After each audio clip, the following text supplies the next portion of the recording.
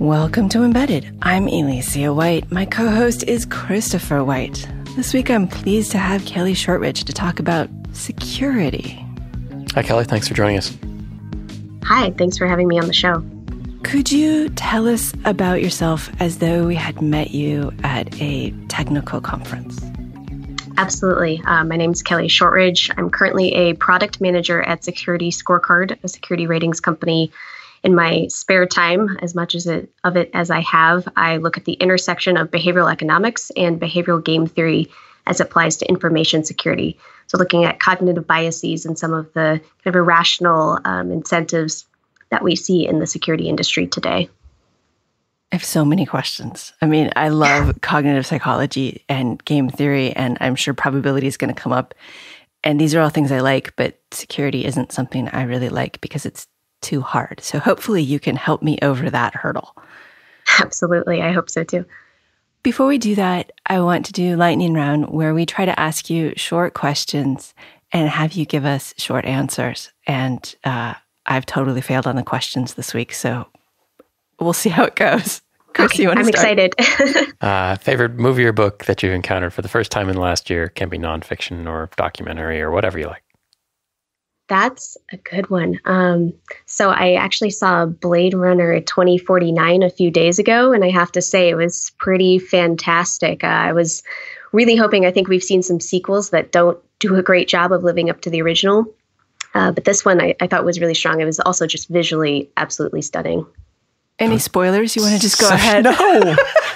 So jealous. I don't think spoilers. I want to make a good impression on the show. I don't want your fans angry at me. Hell with the fans. I don't want to be angry. I haven't seen it. Which is more important, Bruce Schneider's applied cryptography or Daniel Kahneman's thinking fast and slow? I'm going to have to go with thinking fast and slow. I'm a big fan of thinking about really any problem through an interdisciplinary approach. I think kind of the high-level study of choices is really applicable across domains. So I prefer the macro over the micro, I suppose. Favorite password, or perhaps favorite stupid password? Favorite stupid password? That's dangerous because I use some of the stupid passwords just for throwaway things when I'm testing things, which probably isn't a good idea.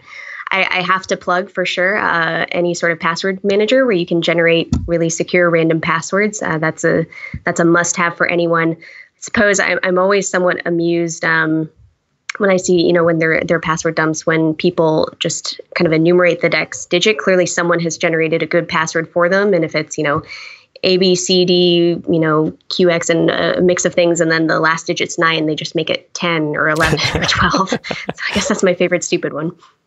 My favorite stupid one was introduced to me by my mom for AOL, and don't worry, it's long gone. But she needed it to be 4 characters, and so it was asterisk, asterisk, asterisk, asterisk, because that's what it showed her. Oh, that's pretty great. If the 3 of us robbed a bank and were arrested, then each were told separately that the first one to rat out the others would get a reduced sentence.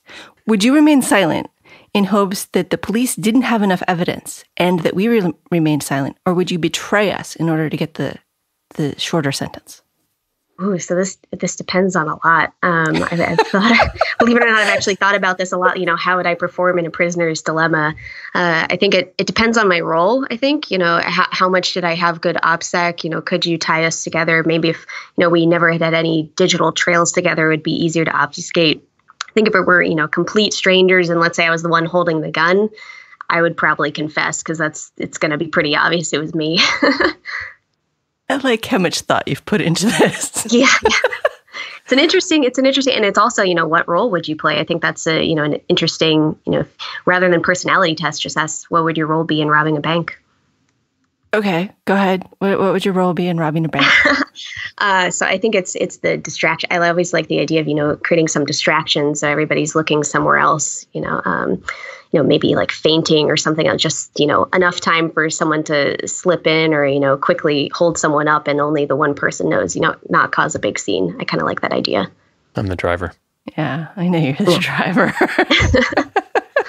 Would you rather read a book about cognitive psychology or probability? And I think the next question depends on this answer. Ooh, okay. I feel like I've read kind of a lot of both. Ideally, one that combines the two. Let's say I most recently read one about cognitive psychology, so let's go with probability. Okay. What was the cognitive psychology book you read?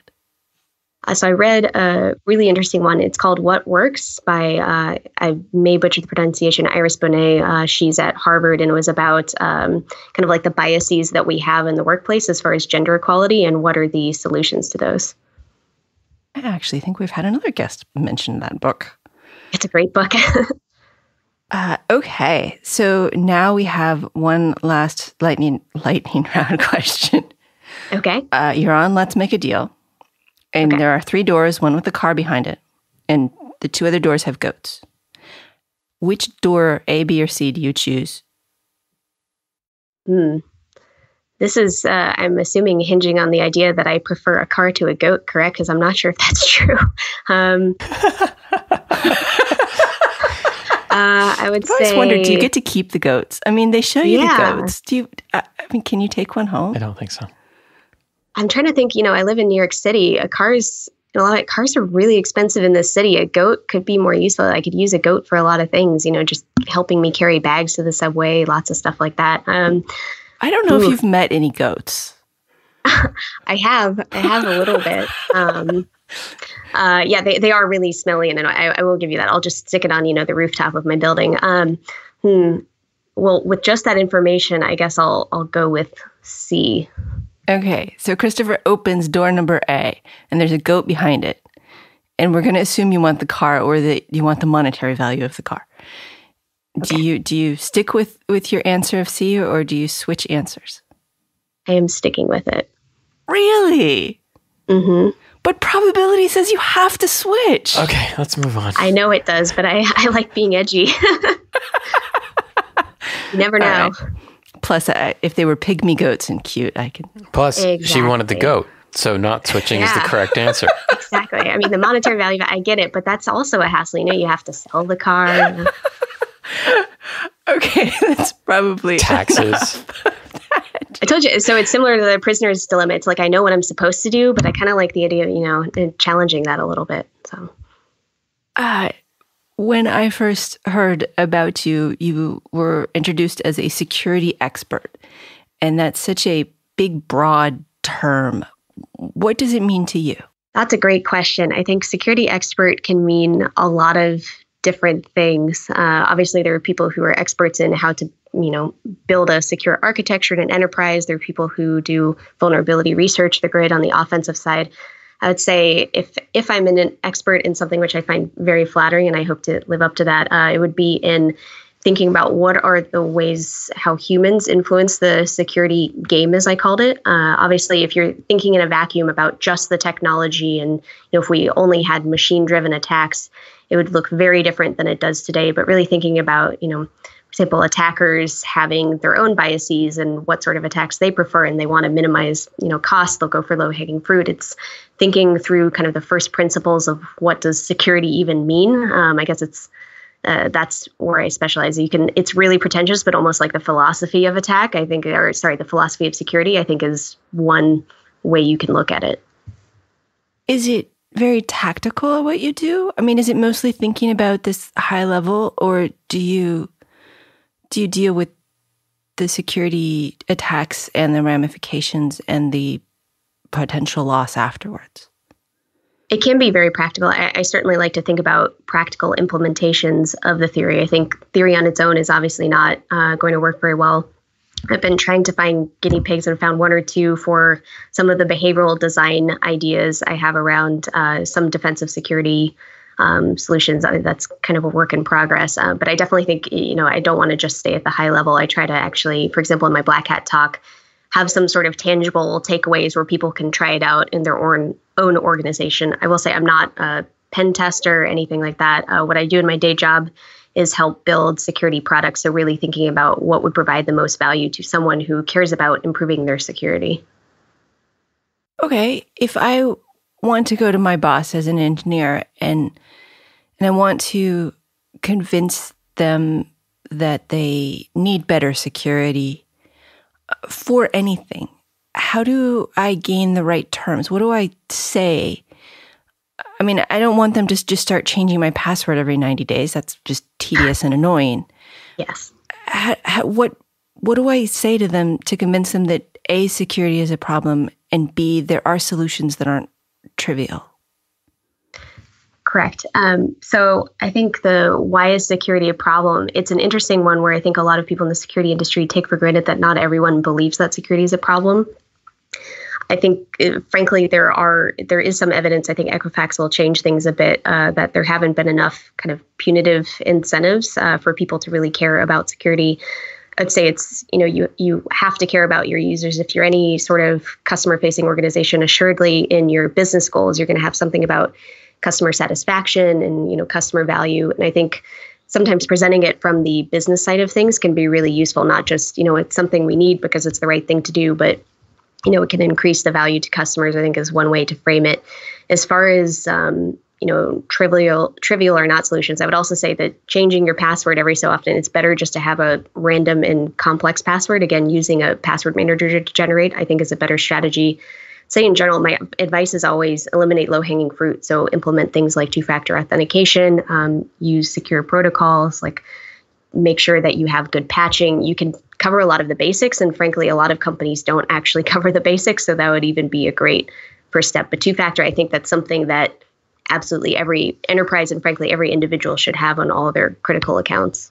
Why do you think that companies don't do what's required? I mean, these giant companies have to have security departments. They have IT departments. They have people, chief security officers and that kind of thing. And yet we still have these gigantic problems that come up. And then sometimes you find out that the attack mechanism was something, like you said, like an unpatched server for 6 years or something. So is it that they're just paying lip service to it by having this, or is it just so hard to keep track of all the things they have to do?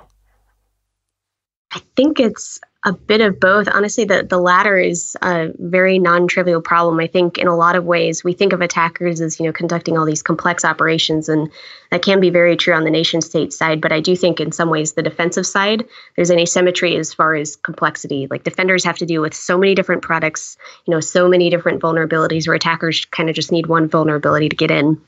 And I think it's a problem of prioritization in large part. Like, what do you end up fixing? For example, in the Equifax case, it's do you take a server offline so you can perform maintenance and patch it and everything, but it also means that your customers don't have access to their whatever systems they need. So it's that trade-off between business and security. And I think to date, companies don't have a great way of determining what's kind of what's called the ROSI, return on security investment. They don't have a great way to quantify that or figure that out. I think also there is a hiring problem, someone in security. I think we could spend the entire podcast just talking about that issue. But I think it's also, being understaffed, having too many products that are promising that they'll fix everything. But it's important to understand security is not just a technology problem. It's people, processes, and technology. And if you aren't covering all of those and you don't have a team that has that sort of breadth, it's going to be very difficult to figure out kind of a comprehensive security program. Like you can't just slap a box on the network and fix everything. That won't actually work. We all wish it did. Yeah, right? I so wish it did. So punitive incentives and Equifax. So far, their solution seems to be to get us to pay them $10 a month in order to make this work better for them. That doesn't seem very punitive. No. Do you think they're going to exist in a year? I think they will exist, and I think it's interesting to consider I guess it's the big three. What is it? I'm blanking on the other two right now. I don't know if you all remember those. Experian and something Experian with and a T. Trust Union, maybe? Something like that. You can see how important these are to our daily lives. Right. Yeah, they are actually hugely important, but we don't know them. Yeah. I think it'll be interesting to see if, once all of the kind of buzz and hype has died out, if, legislation gets passed. I know that they proposed it. They obviously had a huge stock market hit. But the unfortunate thing is it wasn't an opt-in program. For example, if, Sephora got breached, I buy makeup from there. I have an account on there. I opted into that. We don't really have a choice as consumers to opt in or out from, the credit ratings agencies. So they're controlling this data, and in some ways, it's a very weird consumer relationship because it doesn't actually matter very much if we're angry. They're still going to have all of our data. So I think it remains to be seen if, for example, they change the way just Social Security numbers works. Obviously, that would be absolutely huge and have huge implications for Equifax's business model, but that's obviously a non-trivial solution. It'll be interesting to see if there are any new fines. I think from the regulatory side, it'll be really interesting to see what happens there. Obviously, from the market side, they did have a financial hit, and I think that's why the CEO, resigned with his insanely high, multiple $million pay package. But right now, that's kind of the worst we've seen. Even Target, they had reduced earnings for maybe a quarter or two, but it didn't hurt them that much long term. It's just hacking doesn't really cause that much pain to companies right now. There's stuff like Yahoo, which revealed last week that basically every account had been breached. But, they've already been disintegrated and chopped up. So who are you going after, right? Right. So, who is culpable for that? Yeah. And who should be financially dinged? And I mean, with Equifax, did you look to see if your information was hacked? Yes, I did. And you don't have to say yes or no on that, but if the answer had been yes, or if it is yes, would you have signed up for their... She did answer. Oh, did she? Yeah. Oh, I missed it. Oh, yes. Okay. So did you sign up for their freeze? Do you recommend people sign up for their freeze? That's a great question. I would say that credit freezes are important. I think there have been a lot of posts written about kind of the process to go through that I think are smarter than I can suggest. I think, honestly, I don't think there's a great solution across the board other than kind of monitor yourself, make sure that you don't see anything suspicious going on. Unfortunately, there's not. I would say there's also there's no silver bullet as far as, a blinky box to put on the network. There's no silver bullet in this sort of situation. It's this immutable credential that now we can't revoke. So it's pretty dreadful, to be honest. It reduces the security. It reduces the trust in the entire infrastructure. Exactly. And that trust means that our credit and our finances are less trustworthy all over. I mean, if Chris and I decided to go on a huge vacation and spent a huge amount of money and really had a great time, and then came back and said, oh, no, that wasn't us. Right. Other than our social media pictures indicating it was, there's just not trust anymore. Right.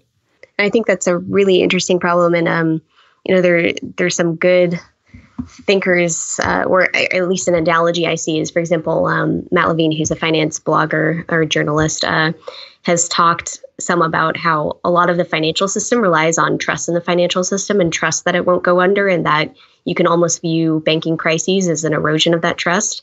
What's interesting is we're kind of continuing to have this erosion, and it's something that we work so very hard to avoid on the financial side because it collapses the whole system. So to me, it's like, what happens in this kind of online ecosystem when trust collapses? Is there a point where everyone assumes everything is hacked, everything is being looked at by someone else? How does that change our society at this point, given that everything is online, basically? It's the sort of things I think about, when I can't sleep at night, or rather, I guess they keep me from sleeping at night.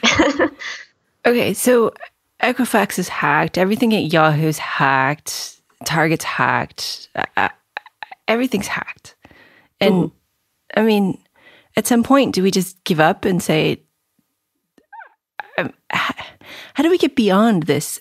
Okay, I can't even feeling. This feeling of I don't have any pathway from here to create trust for my users, and I don't have any trust for anybody else. Yeah, that's a great question. I personally think, people have talked about the blockchain as a solution. I don't think that's a solution. I don't think that's something that will fix things. I'm talking in my upcoming talk about I think in some ways we're going through the stages of grief in security. If we look at the security over the past 15 years, I think for a while we had the bargaining idea where we're like, oh, okay, maybe, if we just put the box on the network, everything will be fixed, we'll avoid the problem. I think right now we're pretty solidly in the depression phase where it's like, well, why does it even matter what we do? We're just going to be hacked. But the acceptance phase, which I'm hoping, to help kind of move us into as much as one person can. That's where the concept of resilience comes out, which is really the idea that you don't want to rebuild exactly to how systems were after you've been compromised, because clearly there were vulnerabilities in that system. It's similar to, for example, in Christchurch with the earthquake, they're not rebuilding it the exact same ways before. They're rezoning, they're using different materials. It's taking a more, I guess, a transformative approach to make sure that you're less vulnerable going forward. And I think that's what the industry needs. It's, accepting that there is that risk. It will probably happen, but it's how can you reduce the severity of the impact and how can you reduce the likelihood? Thing I talk about a lot is, again, raising the cost of the attacker. I think a lot of people get so focused on these kind of like really small probability attacks, and that's part of cognitive biases, but they don't focus on the fact that even sophisticated attackers will use really simple methods like spear phishing if they can.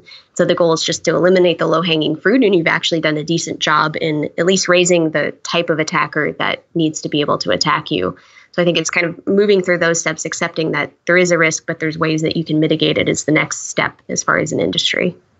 I want to talk about the people aspect, but I also want to go back to the resilience and hardening aspect, because you talk some about not hardening and instead focusing more on resilience. And we heard some of that from Gretchen Bakke when we talked about the U.S. power grid, about how it becomes brittle if you harden it too much. Instead, you need shifting responsibilities and shifting areas, an architecture that deals well with change and differences. Is that similar in security, that we need an architecture that's more able to deal with differences? I think absolutely. One thing that I've talked about a few times in my talks is if you're familiar with Netflix's Chaos Monkey, where it's really testing performance of system, and it's kind of like injecting failure into the system to see how it responds and make sure that it's still performant. But it also, on the security side, reduces the ability to persist, because if you have this fluctuating infrastructure, it's very hard for attackers to figure out, one, how to time their attacks, but then also how to persist. A few of the other ideas from my Black Hat talk, for example, a lot of malware is written, so it looks for artifacts of virtual machines, because then it will think that, maybe the FireEye virtual machine is looking at it and analyzing it. So if you can put those sorts of artifacts, like, just the executable for VirtualBox, then on a physical machine like your normal computer, then it's likely that the malware won't run because it has very simple rules like that. So it's doing things like that that aren't necessarily intuitive, but really helps the idea, again, of like, even if attackers are changing their methods, how can you kind of like, what are the easy things to do to change it over time? But the infrastructure part is what I particularly harp on, because if you have these legacy systems, yes, you can keep patching them, you can do something retroactively, but the fundamental problem is you can't do kind of the necessary security hygiene you need to do. Again, it's still difficult to patch. You can't migrate your data easily. It's very hard to adapt over time. So as much as you can implement technology that makes it easy to move on from that technology or adapt it easily, fluctuate it easily, the better. I think that's a good point, is that not only the attackers change, but the defenders should continually change and evaluate things and fluctuate, as you say. Because when I was working on something a long time ago, doing authentication, trying to keep counterfeiting from happening. For consumables. For consumables. It's not a consumer product, but a consumable part of an expensive thing. One of the things management would always come down is, well, why haven't we just solved this? Why can't you come up with, just finish this, and then they'll stop attacking us and we can stop working on this. And I kept trying to explain to them, no, we're going to have to be in this cat and mouse game for a while. We're going to have to keep evolving their methods because they're not going to stop because the incentive is too high. And that was really hard to convey. Absolutely. Yeah, I think in any domain, I think resilience really comes down to how can you have a sustainable, adaptable process. I think we've seen that transformation in other industries, even climate change, for example. People aren't thinking so much from the preservation context. How can you kind of, in some ways, it's like securing this little ecosystem to help preserve habitats. It's how can you help, for example, animals or plants or whatever else migrate to their ideal conditions, because that's what they naturally do in the wild. It's about that transitioning and adapting, not just how do we keep this kind of isolated little chamber exactly the same so something can survive. Okay, now my questions are about island biodiversity, but I'm going to go back to Chaos Monkey instead. Mm-hmm. So for people who don't know what that is, Netflix has this process that basically injects bad things into its other processes, and it kills random things, and it runs on their production servers. So this isn't testing. This is, we're going to randomly kill things in the wild so that our stuff works always. So is that why the movies I want to watch keep disappearing? I don't think so. But after the Chaos Monkey, you mentioned faking things out and trickery. I love the idea of trickery and how it can be used to make attackers, to baffle attackers. Exactly. You mentioned artifacts from virtual machines. What other forms of trickery do you suggest? Absolutely. So just backing up a second, I think a lot of it, considering the way attackers actually conduct their attack, a key part of it is profiling.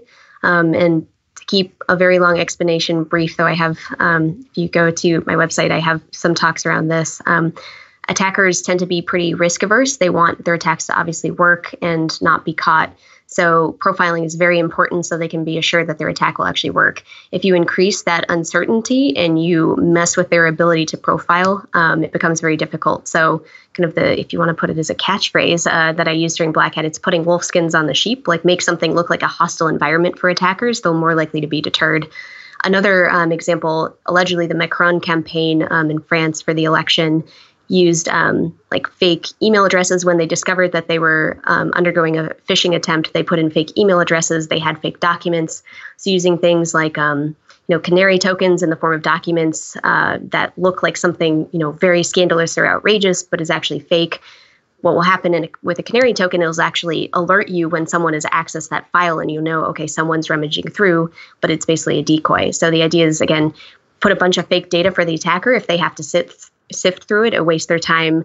Another example, thinking about embedded devices, is the idea of spoofing like what their own profile is. So if, thinking about all the different IoT devices, if you make an IP camera look like it's a TV or a TV look like a medical device, an attacker will design their attack towards that sort of profile, but then obviously the attack won't work. If you can end up changing that on an ongoing basis, so attackers just have no idea what it actually is, or at least it raises the bar for them to figure out what it actually is, the better.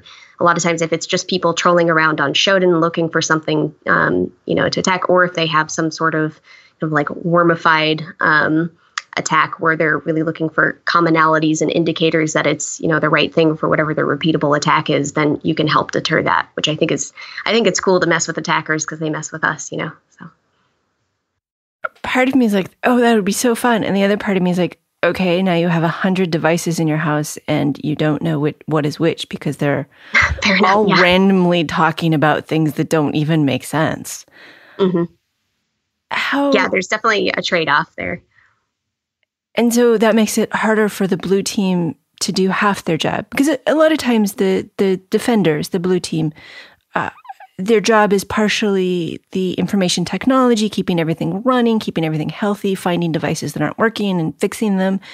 And then as part of their hobby, sideline, 10% job, it's defending all of that against people who spend their whole time attacking. Is this a real, how do we convince our society, our technology groups that we need specialists for defending the sheep herd, the sheep?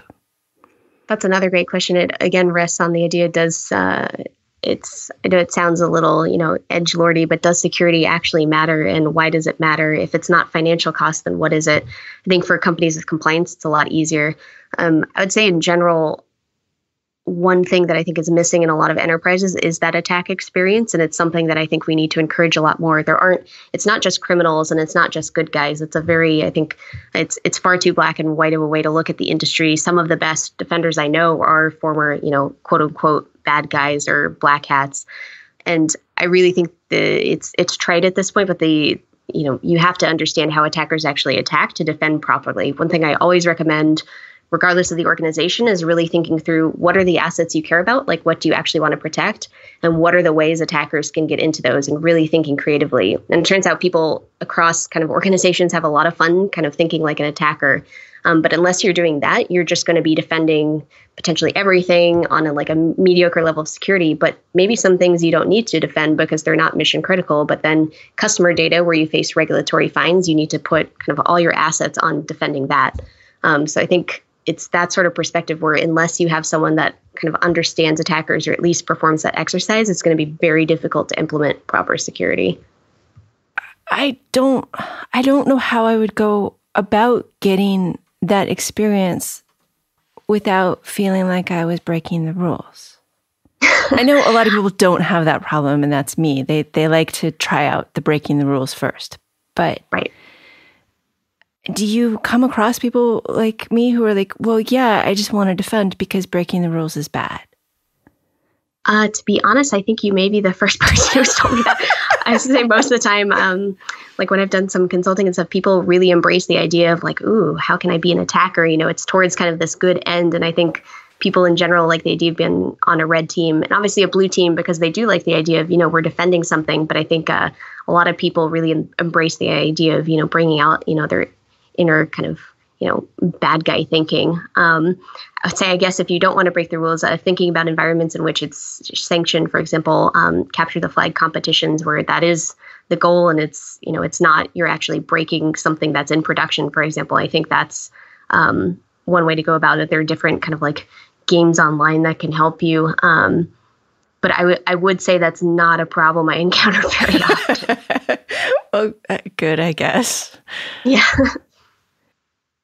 How do we got a question from a listener that's a good one. And he mentioned that he keeps hearing about how we should not rely on routers and firewalls to protect our Internet of things, and that we need to design security more into the applications, into our devices, which are often, they have no RAM, they have no extra processing power, they have limited amounts. Some RAM.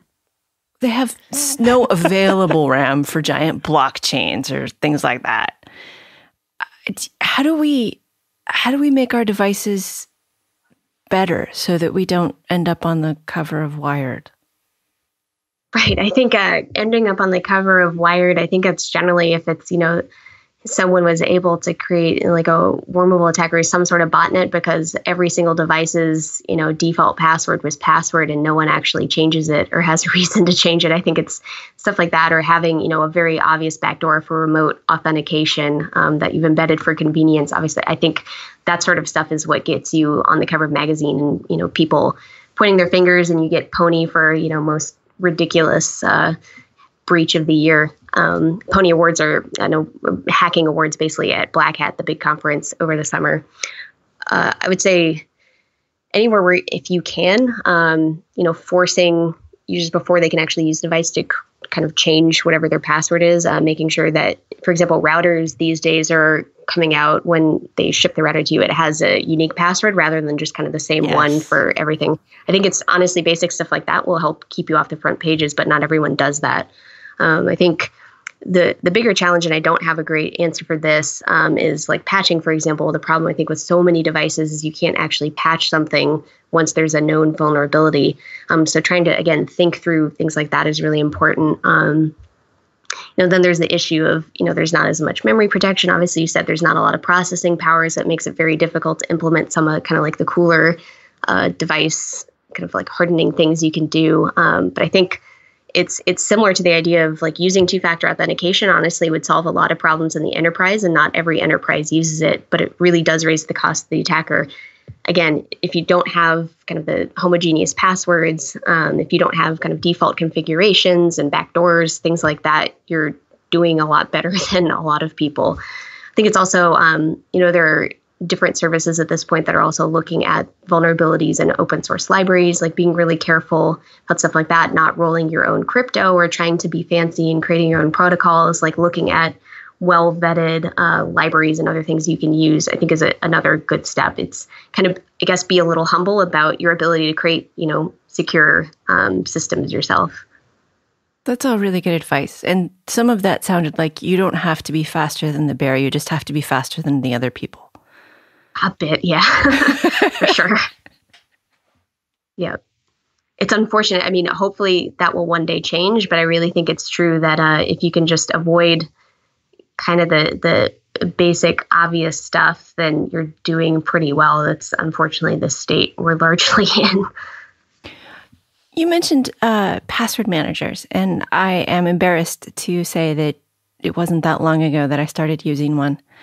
I found it to be very useful, and for reasons that I didn't expect. So I use 1Password, and I put in my login, and I put in and then have it generate a nice long password, and then I put into whatever I'm logging into the new long password. And I thought this would be a huge pain because it would mean that I had to have this program around all the time, and it would mean that all my passwords were different. So if I didn't have the program, there was no way I was going to get in. And I just had all of these preconceived notions about how it was going to make security harder. And it turned out that it made security a lot easier because I'm not even trying to remember my passwords anymore. And it didn't take that long to switch over. I just did like one every day. Every time I logged into something, I changed the password and it was all done. Right. Yep.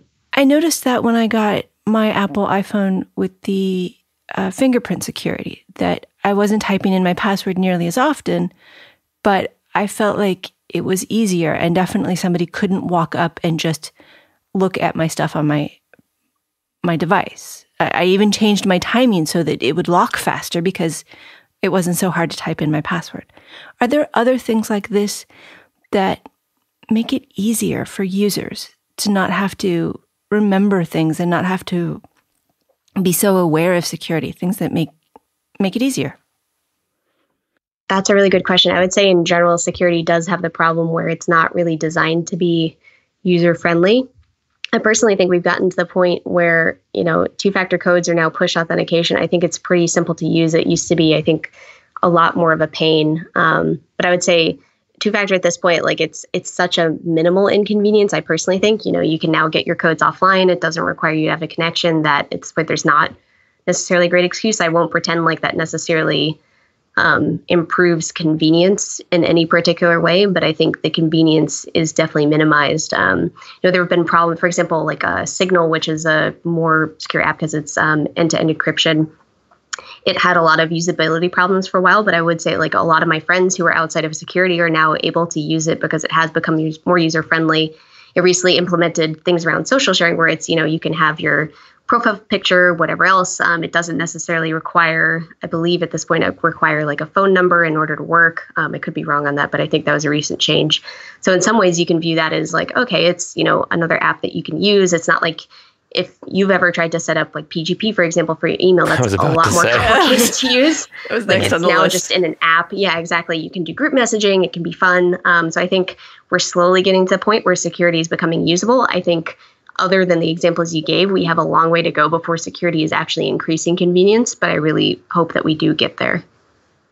So PGP was this thing where I would post my public key and then we would use email and you would be able to decrypt my key or decrypt my emails and I would be able to decrypt yours. And there were servers, and if you trusted the server, it was all very, very complicated. Right. And I work in this industry. I'm okay with a little bit of complication. That was not very useful complication. Correct, yes. What other things are like that are like the opposite of good and easy? Honestly, I think a lot of security products out there right now are a lot like that when thinking about, security practitioners are trained in this industry. They understand it well, but I did an informal survey where security practitioners put the number of maintenance hours for their software every month. And some of the most used software, for example, SIEM systems, security information event management systems, require at least 30 hours of maintenance every month, which is certainly not the just put the box on the network idea. A lot of times the interfaces are super complicated. There's tons of configuration required. You can just look at the public filings of some of the security companies. Their services groups are sometimes more than or services revenues are sometimes more than their product revenues. So it's a big mess. Security in general is just not focused on usability, even on the enterprise side. So I think in some ways the consumer side is leading the way. So I think there are so many examples, honestly, from the enterprise side of security in that vein. On the consumer side, I think honestly, the bigger problem right now is there's just so much snake oil, from it's just, if you go on Kickstarter and just search for security or privacy, it's honestly sort of a nightmare. And you look at some of the backgrounds of people, and it's just not the sort of backgrounds you want of people trying to build security systems. And unfortunately, I don't think it's up to the consumer to know better. I think that's a ridiculous assumption. It's no different than if you're buying or you're having you're getting pharmaceuticals, whatever else, you're relying on an expert to help you. But in security right now, there's not the equivalent of, go to your local security expert and ask them which of the 10 million types of antivirus they should get. They're relying on mostly paid marketing articles online or whatever else, just bigger brand names. It's a pretty big mess. So I think there are too many examples to count, I guess is how I'd put it. With the enterprise security software, does this level of complexity make people feel more secure? I mean, it's clearly not real, but is it partially bad UIs because that's what people think will make it harder for the other people to attack them?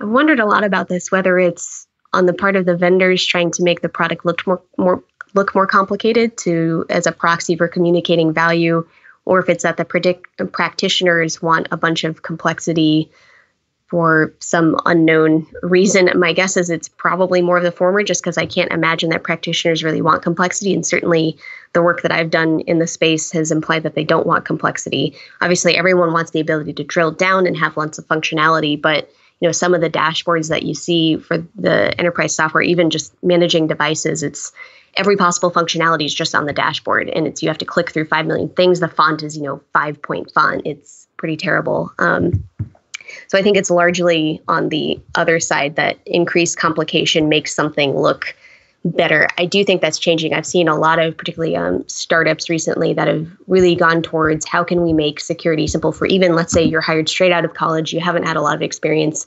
How can you easily kind of manage your security? Or even I think we're seeing that a lot of, outside of the security organization, people are buying security products now. Think about engineering. Think about you all. As you said about PGP, you're obviously technical, but you don't want to have to go through a million different steps just to send an encrypted email. I think it's similar on the enterprise side. Engineering organizations care about security, but right now security products are pretty inaccessible to them because you have people being hired just because they know X sort of brand product in the security team. And I think that's untenable. And I think that will drive a lot of changes in the industry as far as, user friendliness of the interfaces. How do I become better at security? Both as a consumer, because I am trying, but also as an engineer who needs to be better educated about these things so that I can implement them better in my own products.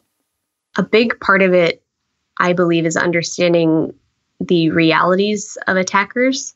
So, for example, there are very real attacks against, let's say, really low-level, firmware-level things that's realistically unlikely to be the attack vector people take against you unless you're a very high-value target. It's probably more likely that they'll send a phishing email with some sort of malicious attachment or link. I don't propose that there's really a great way to discover what are the most likely attacks other than, looking at some of the websites around that have it. I think it's a lot of just being better at security is just questioning and being careful, checking your assumptions about, levels of trust, because we don't, as we discussed earlier, we don't really have a system that has great embedded trust at the moment. I think doing things, for example, like two-factor authentication, having password managers, looking at some of the really good guides online, for example, security for journalists. You don't have to implement everything, but if you can at least implement some of those steps, you're going quite a long way. But I think it's easy to become overwhelmed by the number of attacks and the number of things you can do and the number of things to worry about. I think it's unfortunate we don't have a great way of communicating that to kind of the, average consumer in the US. But I think if I had to give a few things, it's like a two-factor authentication, like some sort of ad blocker, because there's so many malicious ads at this point, a password manager, And then just being really careful about what you click on and open. Even if you're not sure about something, open it in like a virtual machine. I think most of the engineers could probably manage that sort of thing. If you're like not quite sure, that'll at least help a little bit, because then they have to have a virtual machine escape. Or open it on somebody else's computer. Yeah, exactly. Put it on someone else. It's transferring risk, right? Your message of resilience and of people, do they go together? How do we build systems that, how do we build systems that are idiot proof? It's like halfway through the question I realize what I'm asking. That doesn't seem possible. How do we build systems that are resilient to people's cognitive biases? Because people are going to click on those links, and not everybody can set up a virtual machine. And sometimes you trust your mom to send you things and you don't realize she's forwarded them from bad people. Yep.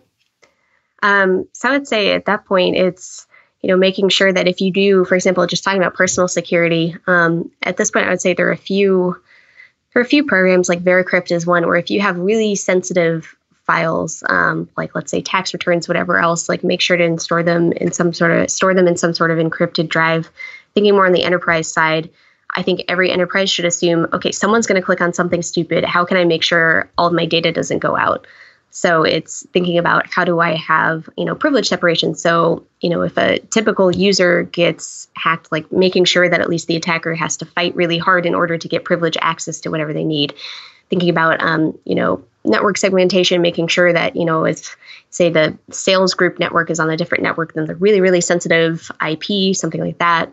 That also plays into role separation, about, again, like different layers of trust. So again, even if you get access to one person's machine, making sure that they have to have some sort of out-of-band authentication, again, two-factor, whatever else, in order to access kind of the next level secret stuff. And then also, obviously, monitoring is a big part of it, making sure nothing's like leaving once it's accessed. So I think it's kind of these layers of protection, assuming that nothing can be trusted, and how do you operate in a completely non-trust environment, I think is a somewhat of a good start. There's really good research out of Intel about kind of like trust architecture, like how do you implement kind of like, it's the idea of step up authentication. How do you deal with differing layers of trust depending on, who the person is, from where they're accessing, and so forth. And I think it's really thinking about it that way. A key thing also is every time you add a piece of technology, including security software, security products, really think about how can that technology be used for evil, so to speak. So for example, antivirus, obviously the Kaspersky news is a really big case, but antivirus is essentially kind of like a rootkit because it has such crazy level access into the system. So you really need to think about every time you're adding a technology, what new attack surfaces it's adding as well. And how long it will take to maintain it. Exactly. Yep. You run out of time eventually, and then now you have antiviral software that is unpatched itself, which, as you say, is a rootkit. Yeah. So you have to be careful not to add so much obfuscation that you, as the defender, can't even tell that you've left giant holes in your wall.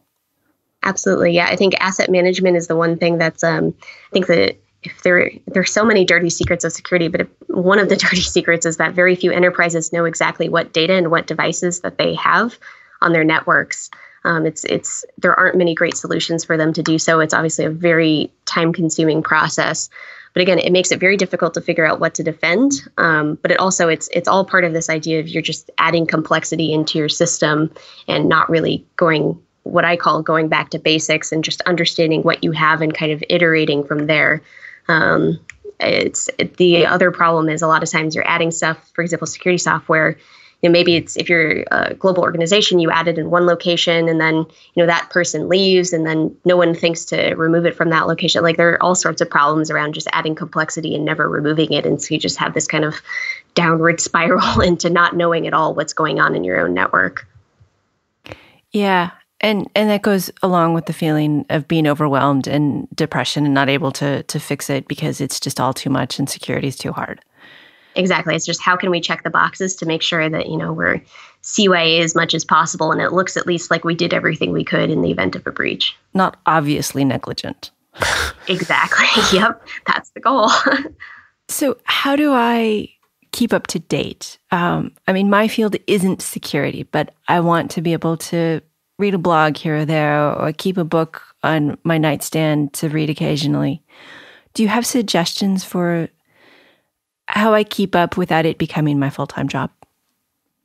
For sure. So there's another podcast that's really good. It's similar to this, but for security, called Risky Business, and they generally cover kind of all the major news stories of the week as far as topics. The way I keep up to date is unfortunately Twitter, because that seems to be, I think, half of security jobs sometimes are just tweeting about things and attempting to be a thought leader on it. But it's a great way. Like I always find out kind of about incidents and other information through Twitter first. Wired there are a few publications like Wired and trying to think of, they're the ones that come to mind most immediately. There's obviously like Computer World, kind of the standard publications that have their own security sections. I think that's a good way to keep up. I would say like there are some of the big conferences, for example, again, Black Hat, there's some internationally, like one I would love internationally is Troopers, just checking out some of the talks from those and seeing what seems interesting as far as titles and reading through them. There's probably a lot of stuff you don't necessarily know. But the way I kind of learned the industry is looking at those talks, figuring out, okay, this is kind of, I like what the talk's talking about. I don't understand all of this. What are some of the keywords I can look into, and really making it a fun learning process. So it's maybe follow. So I'm trying to think of some of the key people to follow. The Gruck is probably one of the more famous security tweeters. There's Swift on security as well, which is like a kind of parody account. There are a few of the kind of big accounts, which I think there have been a bunch of lists as far as who to follow for security on Twitter. But if you follow just a few of those people, you're probably going to get most of the news that happens in security over the course of like a given week or month. And Swift on security. If you're listening, which I know you do occasionally, you're Really? always welcome on the show. We have voice-changing technology. Yeah, I've heard about this neat stuff. Okay, but back to Kelly. What are you most excited about for the future? Do you think this is all going to get better, that we're going to get to acceptance and it's... I think you have to think that, but... Yeah. Yeah. You have to believe. I want to believe. You know? Yeah, I want to believe. Do you see a path there? Yeah, that's another thing I think about a lot. I think it is there. There is a path there. I think it's going to be a very hard-fought path. I mean, some of the most brilliant people I know on the offensive side, where they used to break things, are now building things, and that really excites me. Some of the companies where I take the most notice are people who used to be attackers, and they're now creating defensive solutions because they clearly have thought about the ways, how to kind of block the ways that attackers normally attack. I'm really excited about some of the infrastructure changes we're seeing, and the idea of, again, this kind of resiliency concept, more resilient infrastructure, less, static kind of, almost, if you think about it as like heavy infrastructure that requires that retroactive patching and everything, and it's difficult to take offline, all of that. I think some of the new infrastructure like containers we're seeing, I think that will help a lot, even without necessarily a ton of security stuff on top. I just think it'll make it easier to kind of like, I guess, embed security into the environment, and make it a lot less of a headache, I suppose. I think also I'm excited because I see, talking to some of the students, sometimes they, reach out to me after conferences or at the conferences themselves. They seem a lot more excited about the idea of building and really starting things. I almost feel like, security was this kind of, it's almost like how the joke is that sysadmins kind of hate their job and they always have to deal with tons of BS, all of that. I feel like people are actually really excited about the idea of defending now, and it's almost becoming as cool as the idea of being a hacker. So that really excites me. It's kind of what the next generation is going to do and kind of the fun they're going to have on the defensive side. Because I think a big problem is that defenders kind of feel like, oh God, we're never going to be as good as the attackers. There's nothing really we can do. But I think, I'm not going to say it's all attitude. It's definitely not all attitude, but really starting to think creatively as attackers about how to defend, I think would be a really cool result. And I feel like that's going to happen. I would say that's one of the things I'm more confident in, is we're going to start to see a lot more creative defensive, either tools, designs, mitigations, whatever you want to call it. So I'm excited about that. So at the top of the show, you mentioned, or at least you mentioned, that you were involved in behavioral economics as part of your work. Can you define that or talk about how that relates to all of this? I know that's a huge open-ended question, but... Yeah. So the reason why I decided when I was 11, I really wanted to study economics, and economics became kind of, from my 11-year-old view, the best thing ever was that it's the study of choice. And when I think about what's kind of society, what's our, what is life, if you want to think deeply, it's all about choice. And I think studying choices is fascinating.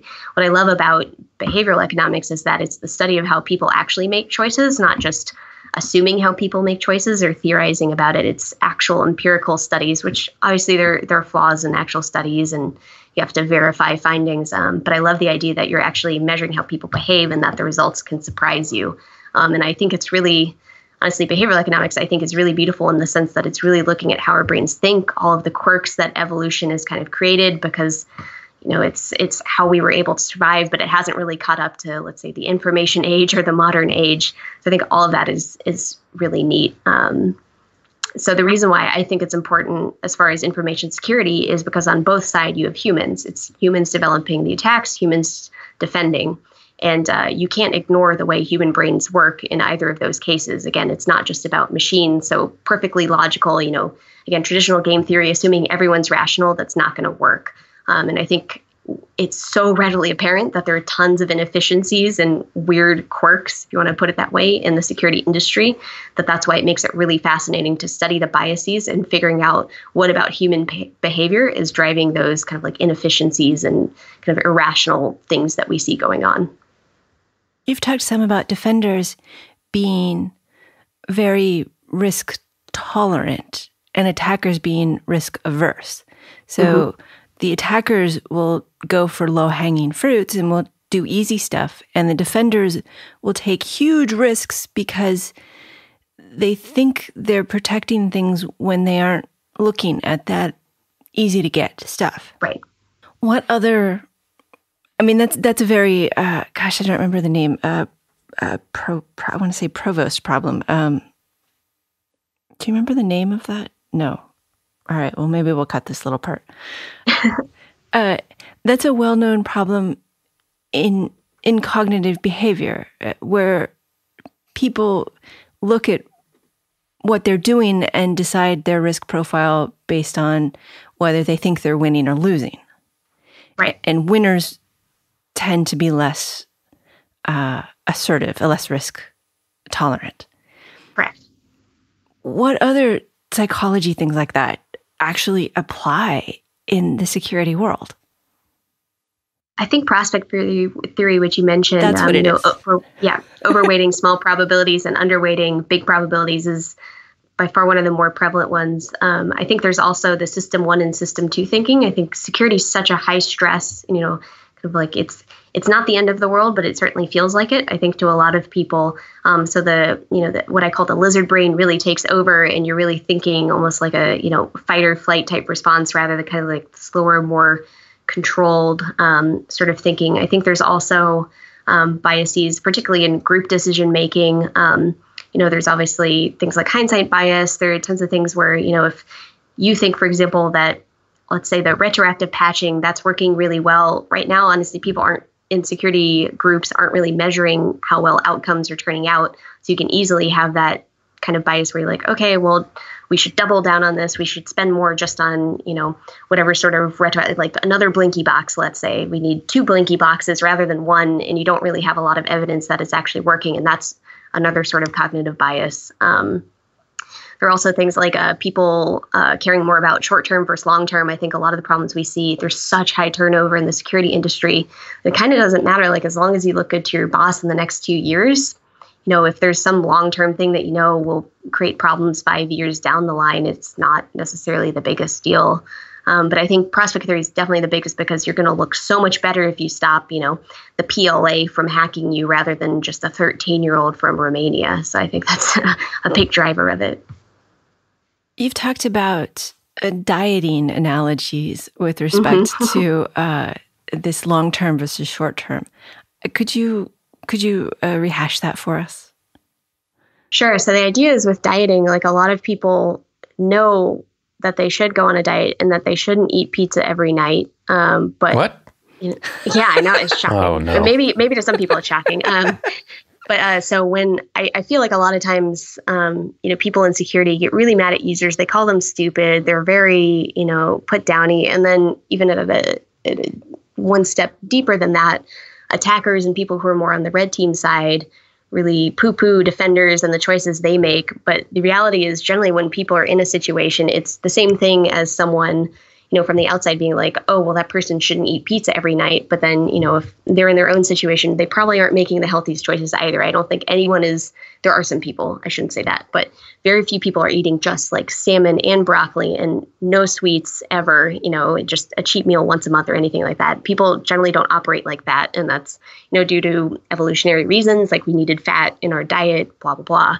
So I think it's having a little more empathy is the reason why I use the diet analogy is like, you probably don't have a perfect diet. Like the diet is the same as, a consumer with perfect security. Like they have things to do. The average like salesperson, for example, like wants to get deals closed. They don't want to have to worry about all these sorts of hoops to jump through security. So it's having that little bit of empathy, I think will also drive honestly better security long term. It's back to the usability, right? If you design better UX, if you design something that actually makes it convenient to have security embedded in kind of your everyday life, you're a lot more likely to use it. Then kind of security as a whole will improve. But I think at least I see a lot of times that's not the way people think about it. Yeah, I wish it was. But then when I look at people who have nearly perfect diets and exercise for hours a day, I look at them and think, well, how am I going to get my job done? Yeah, very true. It's a tough balance. You can't. Yeah. There are only so many hours in the day, and there are only so many hours in which I'm willing to put in that level of effort. Right. And I'm someone who goes to the gym most days, and I'm pretty active. I try to have a good diet. But I also recognize it's, there's a good quote by Dan Geer, who's what I always call like the OG thought leader in security. And he says, good enough is good enough. Good enough beats perfect. Like it's a lot better if you have an off day, you're way too tired to go to the gym, like make sure to go to the next day. Like sometimes users realistically will bypass security and they will do something stupid, like create a really terrible password just to start. It's like, hey, in the next few days, set up a reminder yourself, put something in, like don't shame them just for doing something out of convenience. Like try to find ways to encourage them to then when they do have the time or they do have the energy, whatever else, to actually implement security properly, like make it easier for them. I think that's really important. And that goes back to the diet and exercise metaphor. If you feel bad because you went off your diet or you didn't exercise, that is not as useful as just saying, tomorrow I will do better, and then doing better. Exactly. Yep. My password manager has been a lot like an exercise manager. Yeah. Tomorrow I will do better. And then yes. it works out. It forms habits. That was another thing about cognitive and security, is that if you can get into the habit of doing things like two-factor authentication and password managers and even reading about security just to remind you that it's a thing you should worry about. Are there other good habits for security hygiene? I think there are a lot. Yeah, it's definitely like, again, password manager, two-factor authentication. I think making sure, like going through kind of like regular checks. So I'm someone, for example, that disables JavaScript on most websites, but for obvious reasons, like let's say I decide to go online shopping for like, I saw Blade Runner. I really want to get some cool asymmetrical blazer from Helmut Lang. I'm going to enable JavaScript. What I try to do is at least weekly, like most of the time it's every month, I go back and kind of like remove all the one-off websites from my list of JavaScript enabled websites. And it's having those sorts of regular processes, again, putting in like, I have calendar reminders for this, similar to like backups, like have a calendar reminder for backups, stuff like that I think is really useful. But I think kind of a bigger point I find interesting is so many people have asked me, like when I was giving the Black Hat talk about, why game theory doesn't necessarily work, a lot of people misinterpreted that and was thinking that it was about gamification in security. In some ways, like I love game theory, but I would really love to study the gamification because I think it's something you see so much in other consumer software, even some enterprise software. And I feel like we haven't leveraged it all in security. Like how can you make better security practices almost like a game or achievements that people have to attain, and turning it into that habit. Like in World of Warcraft, when they introduced achievements, to grind, 10 different whatevers every day to keep people obsessed and addicted to the products. It's like, why don't we do that for security? That seems like a great idea, but I haven't really seen it yet. Yeah. And then you could generate some of that actual data to find out what people are willing to do and what people aren't willing to do and the lengths they're going to go through to defend their products or defend their companies. Exactly. That would, yeah. We don't have a lot of data yet. I mean, No, we have a lot of data on things that go very horribly wrong, but not on things that are working. Exactly. So one thing I'm trying to do is I mentioned, I think earlier in the program, I have my guinea pigs, so to speak, but I'm trying to enumerate similar to what we've seen in some government programs. I know the UK has one about behavioral design. I think the most famous ones are around like taxes, like how to increase the amount that people actually like pay their taxes. And there are different, framing effects, like how you phrase, please pay your taxes to get people to do things differently. Thinking about using some of those ideas towards improving security. And so one thing I've done is start to enumerate what all of the potential strategies should be, and then having people who, are defenders at organizations, generally pretty big ones from the people with whom I've spoken, implement those and start to try to, as much as they can, collect data on adherence rates, like how much it actually improves. For example, like with phishing, generally you can test like how many people are opening phishing emails, like introducing some of those, again, behavioral elements, gamification elements, like how does it change the rate? So I'm trying hopefully to get a little bit of data around that. But right now, no one's really focused on it. And it's pretty unfortunate. Like data in general is just such a huge problem, or lack thereof rather, is a huge problem as far as like what we can do to improve the industry. All right. Well, all of my additional questions will start a whole new podcast. So I probably should let you go. Kelly, do you have any questions for us or thoughts you'd like to leave us with? Yeah. So one question I would love to hear is, obviously you all have developed some really interesting devices and products. Like when you think about security and when you've considered security, what are the things you're thinking about, and what are the things that kind of scare you, where you feel like what are the, I guess, sort of known unknowns that you have in mind? The whole face on wired thing has been brought up a number of times. Working at ShotSpotter on gunshot location systems and putting devices out around a city means that you can't guarantee physical access. And so, and the data isn't really that important until you get it to aggregate, but still making sure that each device has its own encryption settings so that it can't be used to hack the other devices. And then being sure that our encryption wasn't something anybody at our company invented, that we used something that was well known and hardware based and yet not obviously attacked by other people. There's all these things, and none of them were particularly easy. It was go through the list of what we need, what we think our threat model is, like who do we think is going to hurt these things and why? Right. It was very homegrown and hacked together with the fear that we would be attacked publicly for being stupid, which is not really the right way to go, but it was what we had at the time. I would say from something that comes to mind for me from working on medical devices is there were a lot of times where we had something that we were designing or building to go into an operating room or a doctor's office, somewhere where, you're contacting patients and you're doing something to them or assisting the doctor in doing something.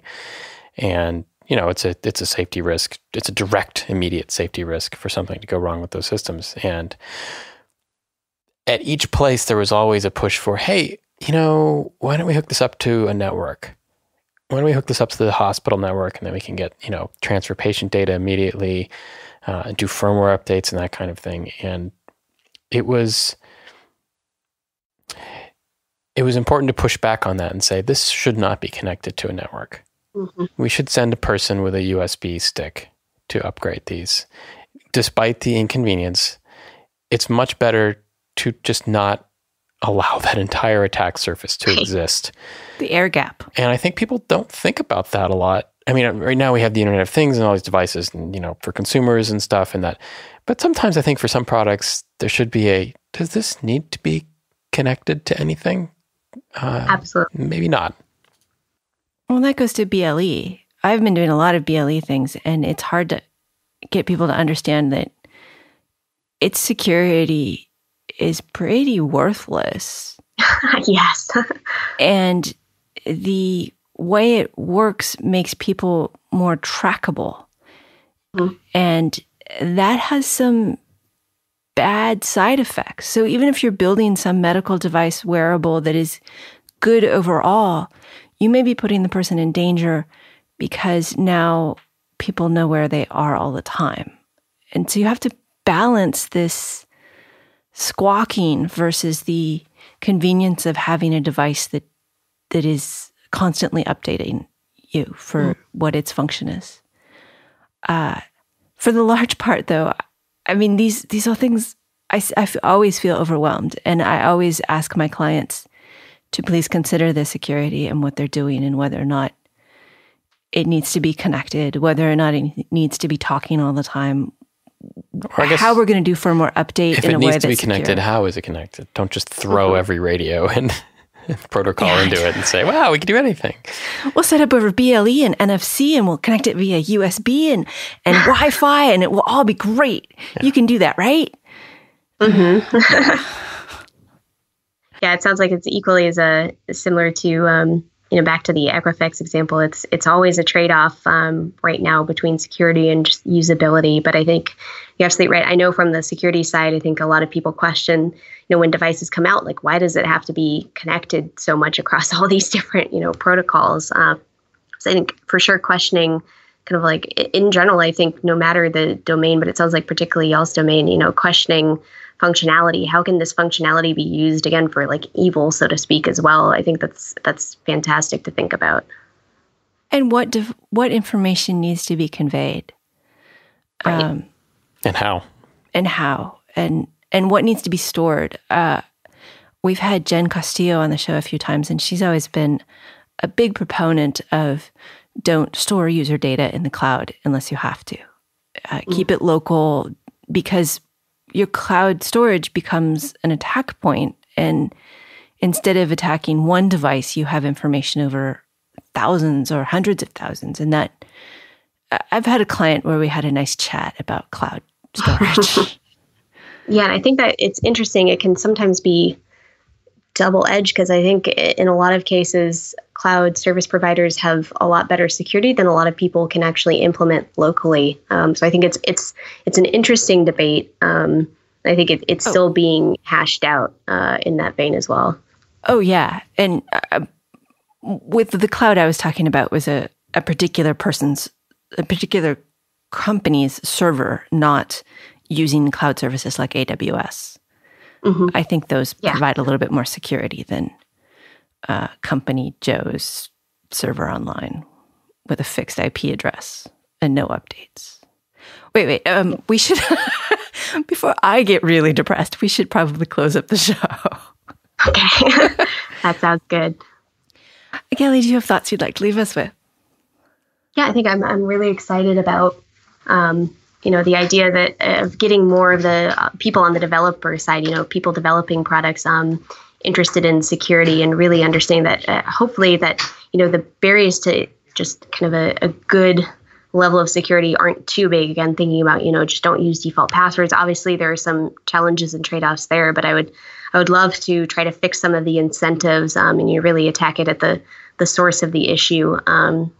Where people are actually building things and how can you build them in a more secure way. And I don't even pretend that it will necessarily be fun, but I want it to at least be a more approachable problem and not as scary and not seem as overwhelming. Because I would hope that it doesn't have to be. Don't worry about, there are always things where you can be attacking, chip level, whatever. But I would say read about those if you find them cool, but don't worry too much about those versus the basics.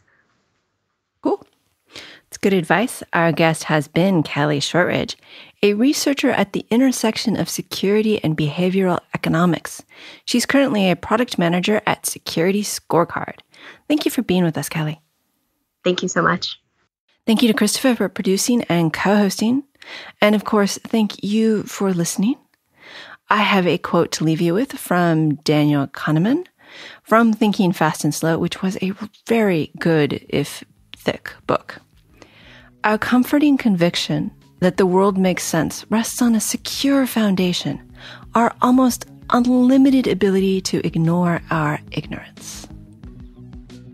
Embedded is an independently produced radio show that focuses on the many aspects of engineering. It is a production of Logical Elegance, an embedded software consulting company in California. If there are advertisements in the show, we did not put them there and do not receive money from them. At this time, our sponsors are Logical Elegance and